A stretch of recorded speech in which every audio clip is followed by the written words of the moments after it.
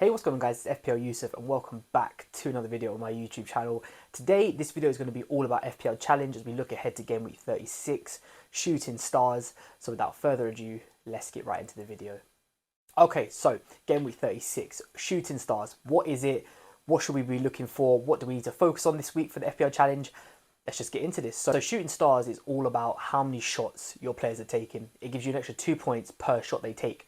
So the type of player and the type of profile player we want to be looking at this week are strikers, midfielders who are playing as striker, and attacking defenders. Anyone who's going to put up shots or potentially a high number of shots, those are the people we want to be targeting. So as you guys can see on screen, this is the team I've gone with. Bear in mind, this is a very early draft. I'm recording this on Monday afternoon. And things can definitely change. Injuries come up throughout the week. So we'll see how we go. But as of right now, this is what I've gone for. Jordan Pickford's in goal. We won't talk about him because goalkeepers, they're not going to put up any shots. Very rarely, at least, anyway. So we'll just leave him. He's just got, in my opinion, the best fixture on paper. Everton have been keeping clean sheets, and he just makes sense. So we've gone for a 3-4-3 in this formation. I think it is for this game week in particular is the best type you want to go with because you want to get three strikers as they are probably going to have most shots. So with the defenders, as you guys can see, we'll start off with Matty Cash first for Villa. Looking like he's got his place back in the team right now. He is Villa's most attacking defender, and his average position usually is quite high up on the right-hand side. He does offer a lot of goal threat when he goes forward for Villa, and I think as of right now, I think he is looking like he's playing regular minutes for them. So for me, I think he offers something which a lot of other defenders don't. Is someone who's going to play right mid, right wing at points in the game. And for this challenge in particular, you want attacking players like that in your side, which moves us nicely on to Ben White for Arsenal as well. Same thing, plays on the right-hand side, very attacking, overlaps Saka a lot, which gets himself into good positions. And we saw, when was it, last week, that he actually picked up a brace against Chelsea. Granted, one of them wasn't, I don't know if it was a shot, if it was a cross, who knows. But yeah, Ben White again, another attacking fullback. And that's what we want this week. And to finish it off the defence, we've gone for Diego Dalot as well. Again, all three of them all ironically play on the right-hand side. I think left-backs in the Premier League this season have been quite poor. I think most of the good ones have been on the right-hand side. Dalot, he's going to be a guaranteed start for them. Man United have got so many injuries at the moment. And again, he's another one who just seems to just like bomb forward. And he does play a big part in the way Man United attack with his overlaps, and it's kind of the same trend for all three of them really, is that they all seem to overlap their winger, and they all get into positions where they possibly could take a shot. So yeah, for this challenge in particular, those are the three defenders we are going with. Okay, onto the midfield. Now with the midfield, this is an interesting one because you try to have a look around at midfielders who are also playing up front for their club. So Kai Havertz is a good one to start off with. Obviously, just come off the back of a goal and an assist against Tottenham. Again, just being so integral to the way Arsenal are playing at the moment. And he's obviously down as a midfielder who's playing up front for Arsenal. So for me, it was a no-brainer. He will be starting. To be honest with you, I think he's going to start every game for the rest of the season for Arsenal. He's just been so integral to the way we've been playing. He just makes perfect sense. Now, Mbeumo, same lines, down as a midfielder on FPL, but is also playing up front in the absence of Ivan Toney with Johan Wissa. Now, I think Mbeumo for me is someone who, as long as Toney's out, he is the man you want him because he'll be on penalties for them, and he actually has quite a good conversion rate. But also he tends to get a fair amount of shots up when him and Wissa play together. They seem to strike up a good connection. So yeah, for me, Wissa.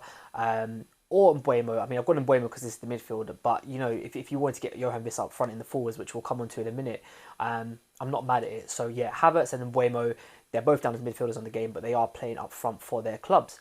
Now, the last two midfielders I've gone for is Anthony Gordon and Phil Foden. Now, obviously, Phil Foden will come to first. He was obviously ruled out of the game Manchester City have just played against Nottingham Forest. So that's why I said at the start of the video, keep an eye on this team because whether Foden's going to be back, I mean, I expect him to be back. Apparently, it was just an illness. I do expect him to be back and ready for the next game at home against Wolves, which, to be honest with you, Wolves are kind of just like plain sailing now. I think they're pretty much safe in the Premier League.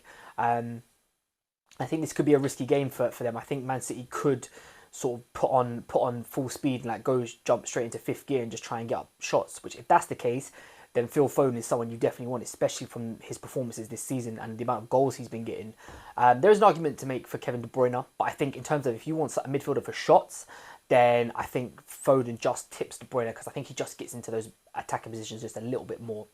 Now, the last midfielder I've got is Anthony Gordon. Now, this one I am debating because even though it's against Burnley, it's away from home. And Anthony Gordon's record versus at home against away is like night and day. It really is almost incredible actually. If you go back through and look, his home games, they're like 8s, 9s, 10s, 13s, 14s. It's insane. But then when you go to his away form, it's a lot of 1-2s, 1-2s, 1-2s. So I'm unsure about this one at the moment. I think this might be someone that I might change depending on if I can find a suitable replacement. Now, this team has still got about 3 million in the bank. So Gordon currently sitting at 6, could make it all the way up to 9. So I could get someone like Bukayo Saka in, which, to be honest with you, I might end up doing because Arsenal obviously playing Bournemouth at home. Saka, as a midfielder, you know, does rack up shots. I put Gordon in here as a little cheap differential because I didn't include any Liverpool players in this because we don't need to get onto them, but they're not looking great at the moment. But yeah, Gordon is someone who is probably likely to change to Bukayo Saka by the end of the week. But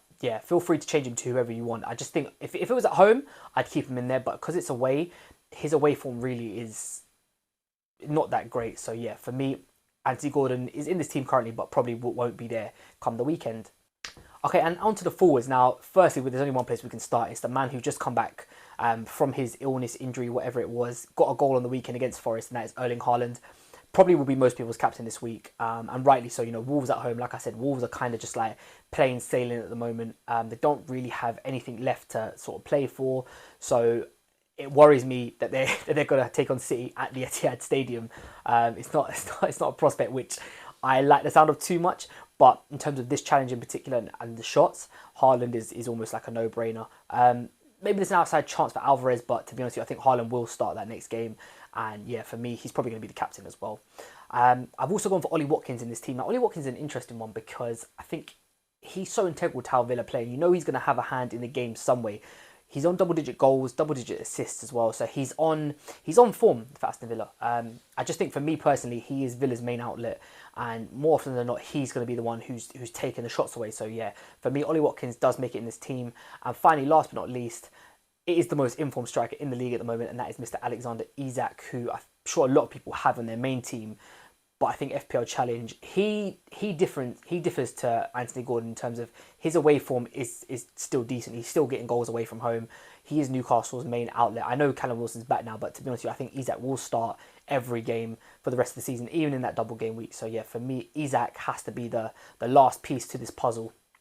So thank you guys so much for watching this video. I know that FPL Challenges videos don't usually run on for that long. I just kind of explain the challenge, go through the team, and that's it. Like I said, this team is probably going to be near enough there or thereabouts what you're looking at on screen now.